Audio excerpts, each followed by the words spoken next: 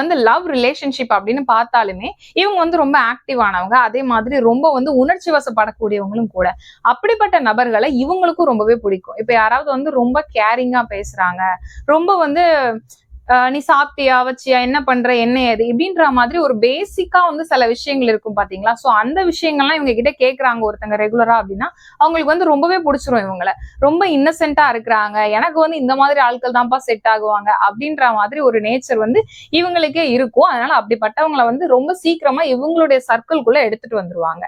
என்னன்னா இவங்கள வந்து இவங்களோட சர்க்கிள்குள்ள ஒருத்தங்க வர்றதும் கஷ்டம், அதே மாதிரி இதுல இருந்து வெளியே போறதும் கஷ்டம்.